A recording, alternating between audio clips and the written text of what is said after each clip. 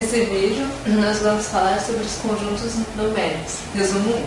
Primeiro, o conjunto dos números naturais. Ele teve sua origem nas contagens das coisas.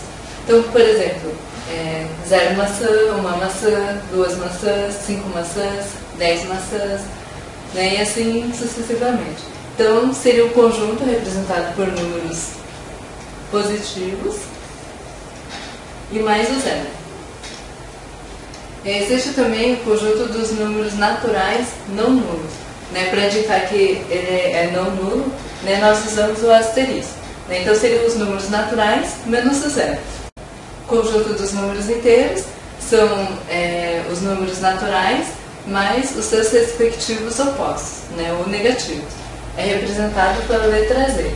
Então, 0, 1, 2, 3, 4, mais os negativos, menos 1, menos 2, menos 3, menos 4 e assim por diante. Então aqui temos uma representação, né? O conjunto dos números inteiros seria o conjunto dos números naturais mais os números negativos. E esse conjunto pode ser dividido em diversos subconjuntos. Então, por exemplo, inteiros não negativos. Né? Para indicar que é não negativo, nós utilizamos um índice positivo.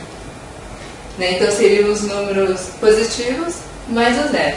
Se a gente observar, esse conjunto ele equivale ao conjunto dos números naturais.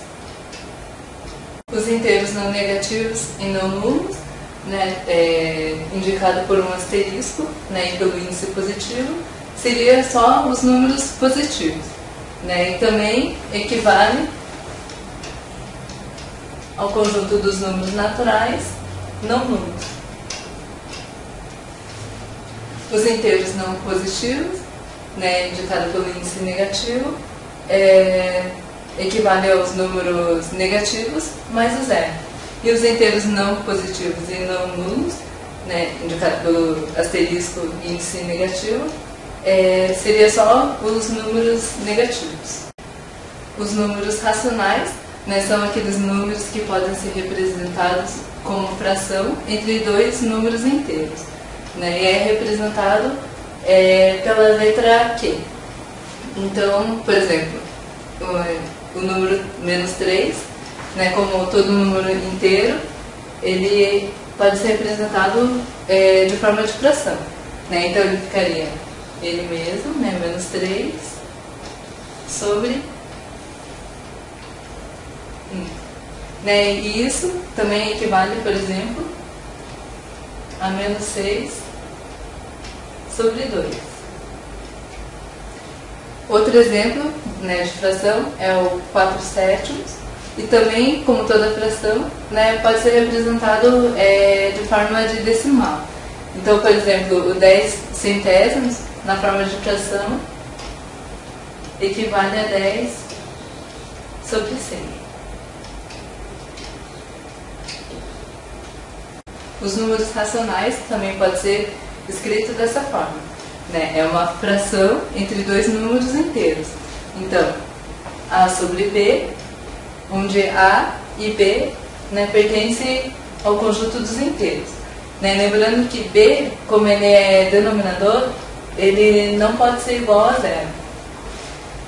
Então aqui o conjunto dos números racionais, né, equivale ao conjunto dos números inteiros, né, mais os números representados de forma de fração. Como foi falado anteriormente, os números racionais eles podem ser representados na forma decimal. Então a fração 4 terços, por exemplo, equivale a 1,333, que continua infinitamente. Né, e outro exemplo, né, menos 1 oitavo, equivale a menos 0,125. Ou seja, para ser considerado um número racional, o número decimal deve ser decimal finito, como por exemplo 0,25, ou um decimal infinito periódico, né, também conhecido como dízima periódica, como, né, no exemplo 1,3333. Os números irracionais, né, diferente dos números racionais, são aqueles que não podem ser representados, né, na forma de fração entre dois números inteiros, né? Ou seja, na forma decimal são os infinitos, né, decimais infinitos, não periódicos. E é representado pela letra I maiúscula, né? Então, dois exemplos bem conhecidos seriam o π, né, que equivale a 3,14, 15, 92, né, continua infinitamente, e a raiz de 2. Então, na verdade, toda raiz não exata ela é considerada como um número irracional.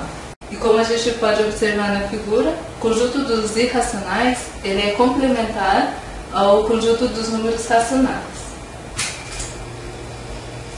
Para finalizar, o conjunto dos números reais é formado por todos os conjuntos citados anteriormente, ou seja, ele é a união entre o conjunto dos racionais e o conjunto dos números irracionais. Por enquanto é isso, né? Obrigada e até a próxima.